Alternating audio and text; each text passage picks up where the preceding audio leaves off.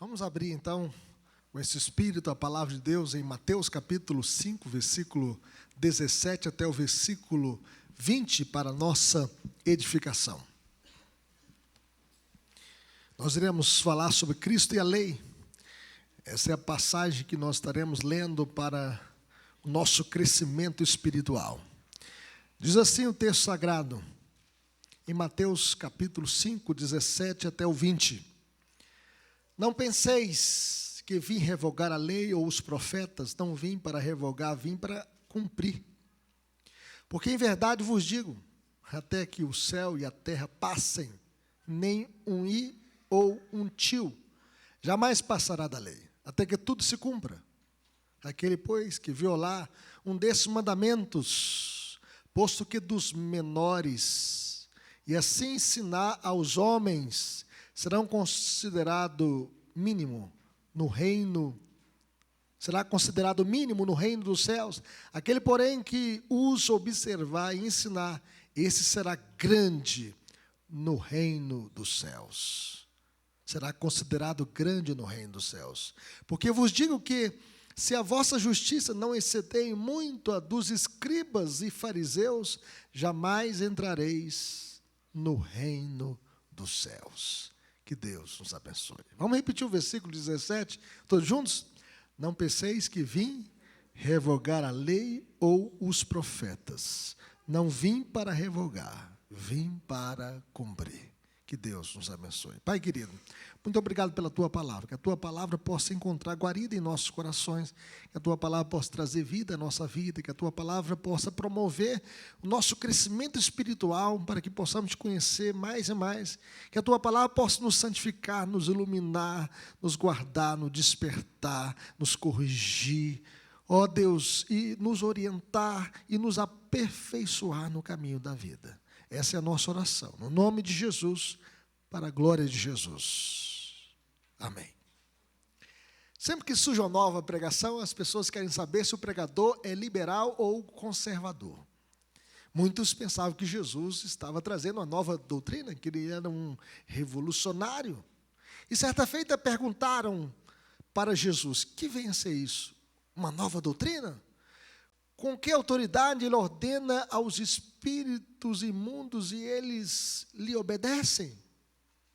Por isso Jesus começa dizendo que não imaginassem nem por um momento que não veio para revogar a lei ou os profetas, ou seja, o Antigo Testamento. Jesus não veio revogar o Antigo Testamento.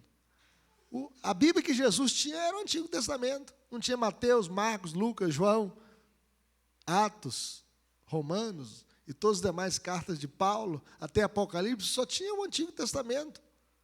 O Antigo Testamento era a Bíblia que Jesus lia. Ainda hoje, meus irmãos, as pessoas perguntam a relação entre Cristo e Moisés, entre o Novo Testamento e o Antigo Testamento. Por que motivo a igreja primitiva resolveu juntar o Antigo Testamento ao Novo Testamento? Quando a gente abre a Antiga Aliança, a gente começa em Gênesis e vai até Malaquias, 39 livros. E quando a gente abre o Novo Testamento, a gente tem 27 livros que vai de Mateus até Apocalipse. E Agostinho responde, o Novo Testamento acha-se latente no Antigo Testamento e o Antigo Testamento acha-se patente no Novo Testamento. Os dois testamentos sempre precisam ser considerados conjuntamente. Nós não podemos rejeitar o Antigo Testamento dizendo que ele foi abolido. Não. O Antigo Testamento é palavra de Deus. Segundo o bispo Riley, ele diz o seguinte, que o Antigo Testamento é o Evangelho em botão.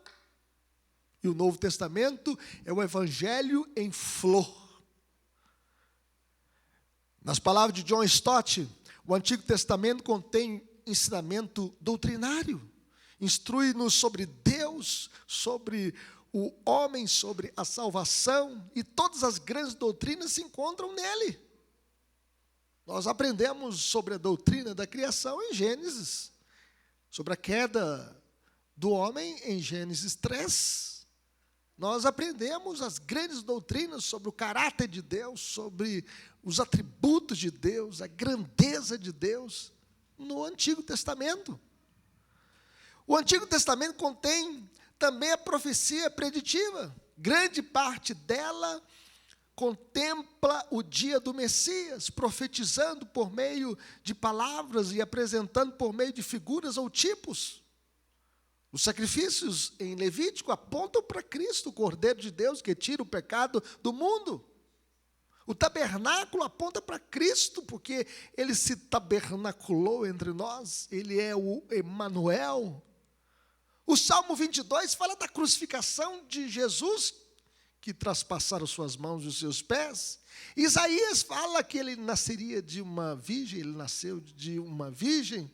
Isaías também fala que o seu nome será maravilhoso conselheiro, Deus forte, Pai da eternidade, príncipe da paz. Isaías 53 também fala a respeito deste Cordeiro de Deus que tira o pecado do mundo, que ele foi traspassado pelas nossas transgressões, moído pelas nossas iniquidades, e o castigo que nos traz a paz estava sobre ele. Então, o Antigo Testamento tem uma profecia preditiva a respeito do Messias. Mas o Antigo Testamento também contém preceitos éticos sobre a lei moral de Deus. Jesus foi o único que guardou toda a lei de Deus. Jesus não veio para destruir a lei, mas para cumpri-la. Nós aprendemos sobre a lei moral de Deus em Êxodo 20. Não terás outros deuses diante de mim.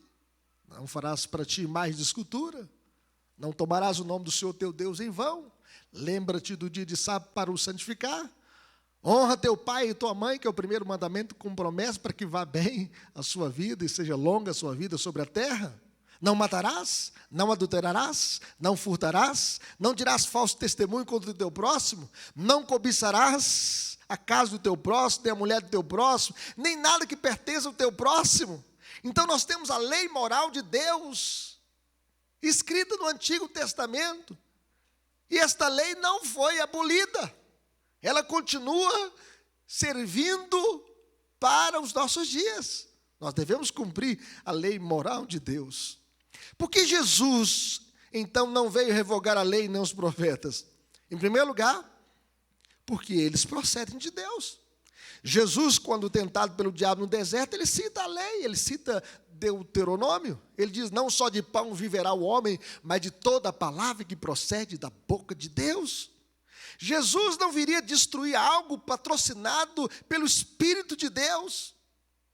Pedro chega a dizer o seguinte, porque nunca, jamais qualquer profecia foi dada por vontade humana, entretanto, homens santos falaram da parte de Deus, movidos pelo Espírito Santo. A Bíblia é inspirada pelo Espírito Santo.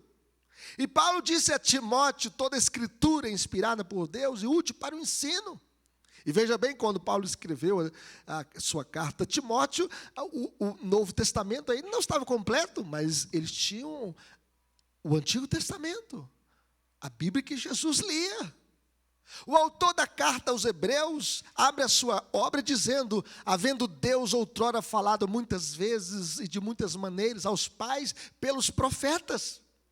Vejam bem que a lei era a voz de Deus aos ouvidos dos pais pelos profetas. Então Deus usou a boca de Moisés, usou a boca de Isaías, Jeremias, Ezequiel, Daniel, Oséias, Joel, Amós, Obadias, Jonas, Miqueias, Naum, Abacuque, Sofonias, Azeu, Zacarias, Malaquias. Jesus não veio para revogar a lei e os profetas. Por que Jesus não veio revogar a lei nem os profetas? Porque eles apontam para Cristo. O próprio Jesus diz, examinai as Escrituras, porque julgais ter nelas a vida eterna, e são as mesmas que testificam de mim. E Mateus, ele amarra o Novo ao Velho Testamento pelo menos 8 vezes. Quando a gente lê, por exemplo, no capítulo 1, versículo 22, acompanha comigo. Mateus 1, 22. Ele cita o profeta Isaías, e ele diz, ora, tudo isso aconteceu para que se cumprisse o que fora dito pelo Senhor por intermédio do profeta, eis que a virgem conceberá e dará à luz um filho, e ele será chamado pelo nome de Emanuel, que quer dizer Deus conosco. Em Mateus capítulo 2, verso 5, ele cita o profeta Miqueias. Ele fala o lugar onde Jesus nasceria, profetizado pelo profeta Miqueias, em Belém da Judeia, Responderam eles, porque assim está escrito por intermédio do profeta: e tu, Belém, terra de Judá, não és de modo algum a menor entre as principais de Judá, porque de ti sairá o guia que há de apacentar o meu povo Israel. Jesus então nasceu em Belém da Judéia. Em Mateus capítulo 2, verso 15, ele cita o profeta Oséias. Oséias 11:1, e ele cita então essa profecia, e lá ficou até a morte de Herodes, para que se cumprisse o que fora dito pelo Senhor, por intermédio do profeta do Egito: chamei o meu filho. Em Mateus capítulo 4, versículo 14 até o 16, ele cita novamente o profeta Isaías, dizendo: para que se cumprisse o que fora dito por intermédio do profeta Isaías: terra de Zebulon, terra de Naftali, caminho do mar, além do Jordão, Galiléia dos gentios, o povo que jazia em trevas viu grande luz, e aos que viviam na região e sombra da morte resplandeceu-lhes a luz. Vejam bem que Mateus está amarrando o Novo Testamento ao Velho, citando o Velho Testamento do cumprimento desta profecia a respeito de Jesus. Aí no capítulo 13 de Mateus, versículo 35, Mateus 13, 35, ele cita o Salmo 78, 2, o Salmo de Asaf. Ele diz: para que se cumprisse o que foi dito por intermédio do profeta: abrirei em parábolas a minha boca, publicarei coisas ocultas desde a criação do mundo. E na exposição deste livro de Mateus, nós iremos pregar aqui sobre muitas parábolas de Jesus, contadas por Cristo aos seus discípulos, à igreja e ao mundo. Em Mateus capítulo 21, versículo 4 e 5, na entrada triunfal de Jesus em Jerusalém, montado numa jumentinha, ele cita o profeta Zacarias. E diz o seguinte: ora, isso aconteceu para que se cumprisse o que fora dito por intermédio do profeta: dizei à filha de Sião: eis aí te vem o rei, o teu rei humilde, montado em jumento, num jumentinho, cria de animal de carga. Jesus entrou em Jerusalém montado num jumentinho para cumprir a profecia de Zacarias 9:9. Mas em Mateus 27, 35, ele cita o Salmo 22, o Salmo de Davi. Salmo que o pastor Rui daqui a pouco vai estar pregando esse salmo aqui. Depois de o crucificar, retiraram entre si as suas vestes, repartiram entre si as suas vestes, tirando a sorte. Então veja bem que ele está citando o Salmo 22, um salmo que mostra o Messias que seria crucificado, mostra o lamento do Messias. Há 275 citações literais do Velho Testamento no Novo Testamento, além de 235 referências específicas. Então nós podemos perceber que o Novo Testamento, meus irmãos, tem muitas citações do Velho Testamento. Nós não podemos separar então o Velho Testamento do Novo Testamento, abolindo o Antigo Testamento, como o Caio Fábio está fazendo atualmente, desprezando o Antigo Testamento. Eusébio de Cesareia, ele diz o seguinte: cada profeta, cada autor, cada lei, cada cerimônia do Velho Testamento aponta somente para Cristo, anuncia a Ele somente e o representa. Ele estava no pai Adão, progenitor dos santos. Ele era inocente e puro como Marte em Abel, renovador do mundo em Noé, bendito em Abraão, sumo sacerdote em Melquisedeque, sacrifício voluntário em Isaque, chefe dos eleitos em Jacó, vendido por seus irmãos em José, poderoso em obra e legislador em Moisés, sofredor e abandonado em Jó, odiado e perseguido na maioria dos profetas. O Antigo Testamento aponta para Jesus. Jesus não veio para deitar por terra a lei e os profetas. Ele veio para cumprir tudo que a lei simbolizava e tudo que os profetas disseram. Jesus cumpriu a lei de Deus em todos os aspectos da sua vida. Jesus cumpriu a lei de Deus no seu nascimento. Ele nasceu debaixo da lei. Jesus, como segundo Adão, nasceu para cumprir a lei que o primeiro Adão quebrou. O primeiro Adão comeu proibido. E quando ele caiu, nós caímos com ele. Todos pecaram e carecem da glória de Deus. Mas Jesus cumpriu a lei de Deus em sua vida. Uma vez que nunca pecou, nunca errou, nunca teve um dolo, nunca mentiu, nunca falhou, nunca quebrou nenhum preceito, por menor que seja, Jesus cumpriu toda a lei de Deus em sua vida.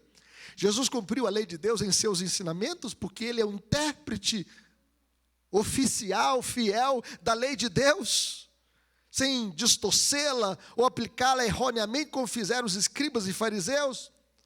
Jesus cumpriu a lei ao morrer na cruz, porque a lei, ela condena o pecado. O salário do pecado é a morte, mas o dom gratuito de Deus é a vida eterna em Cristo Jesus, nosso Senhor.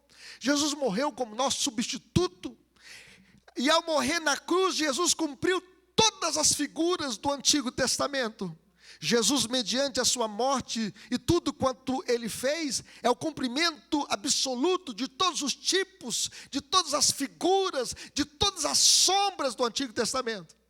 No Antigo Testamento nós temos a sombra, mas no Novo Testamento nós temos a essência, a realidade. A realidade chegou e por isso que nós não celebramos mais as sombras, nós não celebramos mais a Páscoa, nós não celebramos mais a festa dos tabernáculos, nós não celebramos mais os sacrifícios do Antigo Testamento, matando sobre o altar o cordeiro, um novilho, uma pomba, não, porque Jesus é a realidade, ele é o cumprimento do holocausto, dos sacrifícios, da oferenda. E ele é o nosso sumo sacerdote, ele é a nossa oferenda, ele é o holocausto, ele apresentou o seu próprio sangue no céu, de maneira tal que todo o cerimonial da lei teve cumprimento em sua pessoa. Não precisamos mais desses rituais religiosos, uma vez que Jesus cumpriu isso em nosso lugar. Ele cumpriu os tipos e as cerimônias do Antigo Testamento, para que não fossem mais necessários ao povo de Deus. Jesus é o nosso altar, o nosso holocausto, a nossa oferenda, a nossa bacia de lavar, o nosso sacrifício perfeito, porque ele cumpriu perfeitamente a lei de Deus. E então, a lei cerimonial foi abolida cabalmente na morte de Jesus. No entanto, a lei moral está em vigor em nossos dias.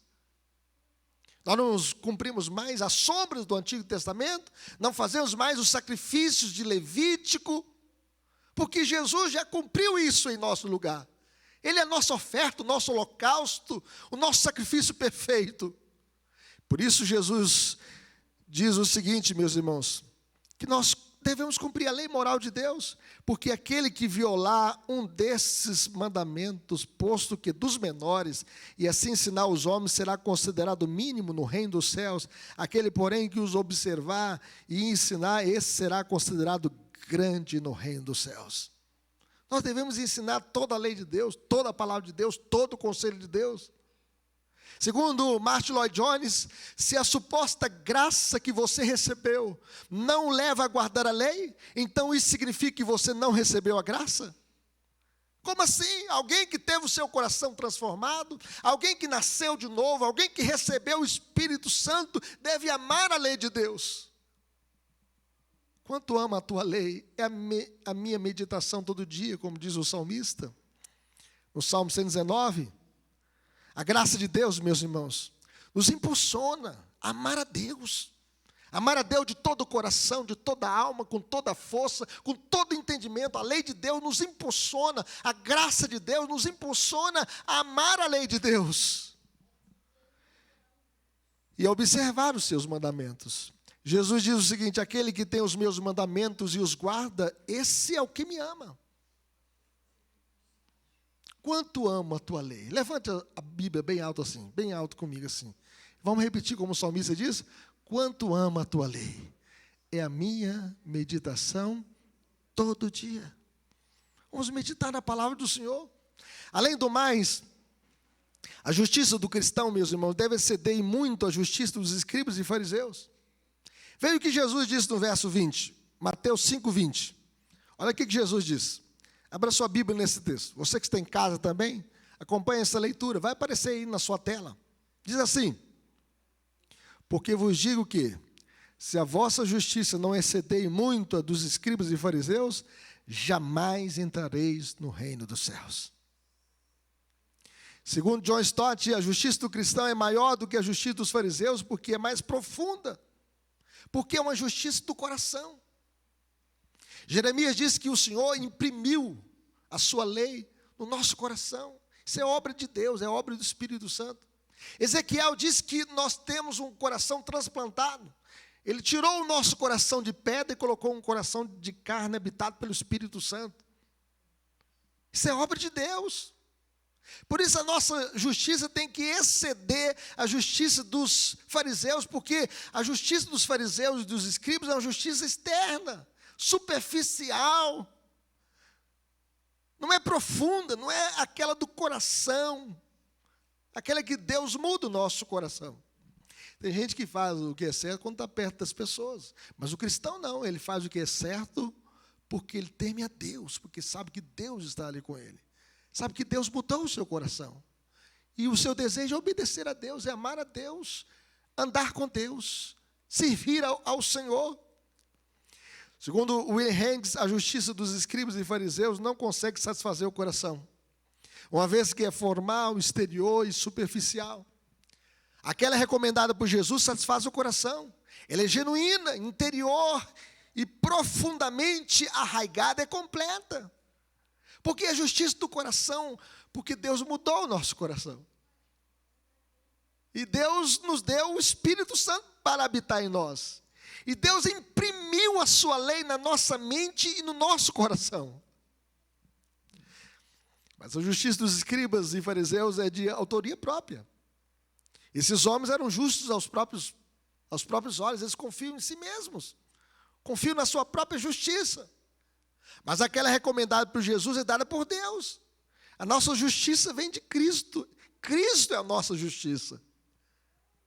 Cristo é a nossa justiça. É por isso que Paulo chega a dizer: eu não me envergonho do Evangelho, porque o Evangelho é o poder de Deus para a salvação de todo aquele que crê. Primeiro do judeu, também no grego, visto que a justiça de Deus se revela no Evangelho de fé em fé, como está escrito: o justo viverá pela fé. A nossa justiça é aquela que vem de Cristo, aquele que cumpriu a lei perfeitamente. E Ele então imputa na nossa conta, coloca na nossa conta, deposita na nossa conta os seus méritos, a sua justiça.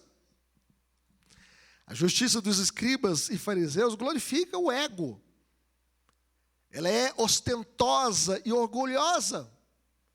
Mas aquela recomendada por Jesus glorifica a Deus. Jesus disse: assim brilhe também a vossa luz diante dos homens, para que vejam as vossas boas obras e glorifique a vosso Pai que está nos céus. É para glorificar a Deus. A nossa justiça, as nossas boas obras devem glorificar a Deus. Porque a Bíblia diz que pela graça sois salvos mediante a fé. Isso não vem de vós, é dom de Deus. Salvação é favor de Deus, favor imerecido, é graça de Deus, não de obras para que ninguém se glorie.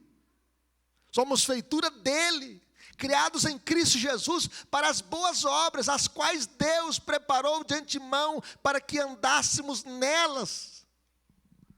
E quando a gente produz boas obras, nós devemos glorificar a Deus. Jesus disse que todo aquele que estando em mim não der fruto, o Pai corta e lança fora. Mas todo que dá fruto, limpa para que produza mais fruto ainda. E a Bíblia diz o seguinte: nisto é glorificado o meu Pai, em que deis muitos frutos, que possamos dar frutos para Deus. Frutos que possam glorificar o nome do Pai, o nome de Deus, o nome do Eterno, o nome daquele que nos salvou e nos redimiu. Louvado seja Deus. Porque Jesus, meus irmãos, não veio revogar a lei nem os profetas, porque a lei e os profetas denunciam os nossos pecados. Paulo argumenta: eu não teria conhecido o pecado senão por intermédio da lei, pois não teria eu conhecido a cobiça, e a lei não dissera, não cobiçarás. Embora a lei não nos salve, ela nos aponta o pecado. Ela não muda o nosso estado, mas o reflete. Mostra a nossa situação. É como espelho. Antes de você sair de casa, você olhou se o seu cabelo está penteado, se o seu dente está escovado, né? A mulher se passou direito o batom nos lábios, né? Não passou no nariz, fica um palhaço, né? Não é assim? Então a pessoa observa, né? Se a roupa está combinando. A gente se observa no espelho. É como o espelhinho do dentista. O espelhinho do dentista, ele usa para mostrar a cárie, mas o espelhinho do dentista não remove a cárie. Ele é útil para isso apenas, para mostrar, né, a cárie, mas não tem poder para remover a cárie. E Paulo chega a dizer o seguinte: mas a Escritura encerrou tudo debaixo do pecado, para que mediante a fé em Jesus fosse a promessa concedida aos que creem. A lei denuncia os nossos pecados para que corramos para Cristo, o remédio para curar a nossa maior doença, o pecado. Então, quando a gente olha no espelho da lei, nós descobrimos, nós somos pecadores, nós falhamos contra Deus. Nós não amamos a Deus de todo o coração, nós não amamos o Senhor de toda a alma, com toda a nossa força. Nós erramos, nós falhamos. Nós não somos os bons filhos que nós deveríamos ser, nós quebramos a lei de Deus, né? Muitas vezes falhamos no casamento, muitas vezes falhamos também na relação com o próximo, muitas vezes furtamos e não entregamos aquilo que nós deveríamos entregar ao Senhor, muitas vezes quebramos a lei de Deus, muitas vezes cobiçamos a casa do próximo, a mulher do próximo, os bens do próximo, e então a lei mostra que nós somos pecadores. Mostra que o nosso coração muitas vezes é invejoso. Mostra que o nosso coração muitas vezes é cheio de luxúria. E nós então, nos deparando com a lei de Deus, nós descobrimos, somos pecadores. E nós precisamos correr para Jesus. Porque só Ele pode limpar o nosso coração de toda essa sujeira. Porque nós quebramos a lei de Deus. Moody, ele chega a dizer uma coisa, uma frase brilhante. Ou este livro te afastará do pecado, ou o pecado te afastará deste livro. Por isso nós devemos amar a lei do Senhor, porque a lei do Senhor vai mostrar que nós precisamos de um Salvador. A lei do Senhor vai mostrar que nós somos pecadores e que nós devemos correr para Cristo e confiar nele. Mas por que Jesus não revogou a lei e os profetas? Porque são portadores de uma mensagem eterna. Veja o que diz o verso 18. Mateus 5,18. Abre esse seu texto aí. Diz o versículo 18 assim, Mateus 5,18. Até que o céu e a terra passem, nem um i ou um tio jamais passará da lei, até que tudo se cumpra. Em outras palavras, meus irmãos, né? Nenhuma parte da lei cairá em desuso. Nenhuma simples letra ou parte de uma letra, antes que seja plenamente cumprida. Nem um i, nem um j, nem uma vírgula. Em outras palavras, toda a criação pode ser removida, mas nenhum i ou tio da lei será removido até que tudo seja cumprido. Essa declaração do Senhor, meus irmãos, confirma o Salmo 119, 89.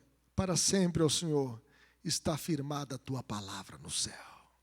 A palavra de Deus está firmada para sempre no céu. No sermão escatológico, Jesus contrasta a transitoriedade da natureza física com a eternidade de sua mensagem. Ele chega a dizer: passará o céu e a terra, porém as minhas palavras não passarão. O céu e a terra serão removidos, mas as palavras de Deus jamais passarão. Jesus não veio para destruir a lei, mas para cumpri-la. Marcion, um herege do século II, depois de Cristo, ele reescreveu todo o Novo Testamento. E ele eliminou as referências que ele fez, né, do Velho Testamento.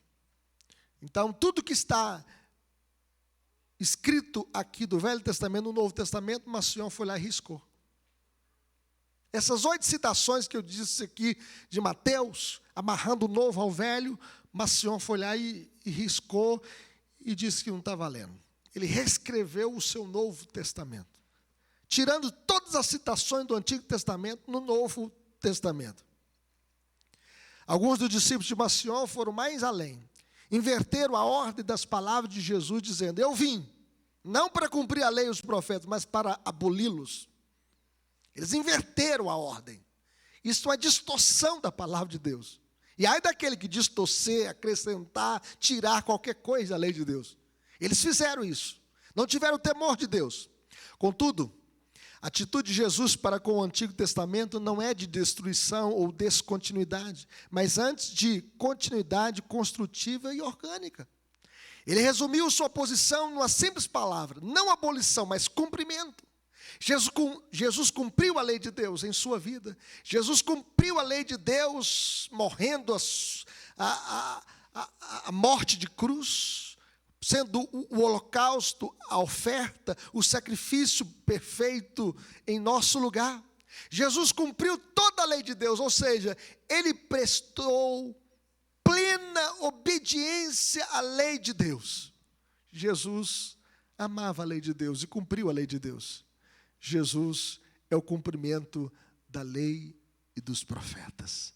Ele não veio revogar a lei, abolir a lei. Ele veio para cumpri-la. Meus queridos irmãos, aplicações para a nossa vida. Como viveremos? Em face de tudo aquilo que nós ouvimos nesta noite a respeito de Cristo e a lei, nessa passagem de Mateus capítulo 5, verso 17 a 20. Em primeiro lugar, amando a lei do Senhor.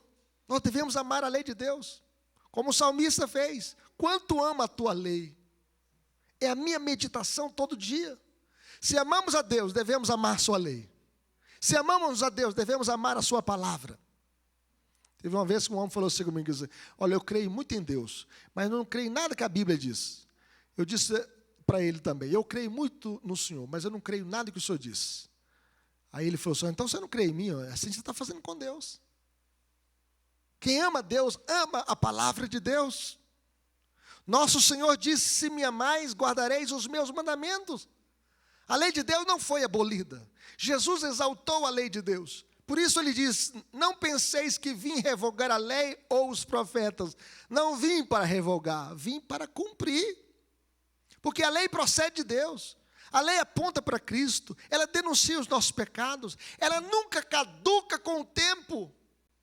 Os homens podem caducar, mas Deus não caduca, e muito menos a sua palavra, ela é eterna. Nem um i ou um tio da lei jamais passarão até que tudo se cumpra. Por isso nós devemos amar a lei do Senhor. Ame a lei de Deus, cumpra a lei de Deus, obedeça a lei de Deus. Ame a palavra de Deus. Viva a palavra de Deus. Que ela seja a sua única regra de fé e prática. Porque a lei de Deus está em vigor. Os profetas estão em vigor. E nós devemos amar a lei do Senhor. Aplicações para a nossa vida, meus irmãos: como viveremos? Correndo para Cristo. Correndo para Cristo. Jesus cumpriu as profecias do Antigo Testamento. Jesus cumpriu a lei de Deus em sua vida perfeitamente. Jesus cumpriu os tipos e as cerimônias do Antigo Testamento. Ele é o nosso sumo sacerdote, o nosso holocausto, o nosso sacrifício perfeito. Jesus é o Cordeiro de Deus que tira o pecado do mundo. Jesus cumpriu a lei de Deus em nosso lugar. Por essa razão, nós devemos correr para Cristo. Nas palavras de Paulo, a lei nos serviu de aio para nos conduzir a Cristo, a fim de que fôssemos justificados por fé. Os preceitos da lei serviu para lembrar o povo que precisava de um Salvador, de um Redentor. Você quebrou a lei de Deus. Eu quebrei a lei de Deus. Os nossos primeiros pais quebraram a lei de Deus. E nós caímos com ele. Por um só homem entrou o pecado no mundo, pelo pecado a morte passou a todos os homens, porque todos pecaram. E nós estamos debaixo da maldição da lei. Mas em Cristo, nós recebemos a bênção da vida. Em Cristo, Ele tira a maldição da lei. Em Cristo nós recebemos o perdão. Em Cristo nós recebemos nova vida. Em Cristo nós recebemos um novo coração. Em Cristo nós recebemos a graça que nos estimula a amar a Deus e observar a sua lei. Nós somos pecadores.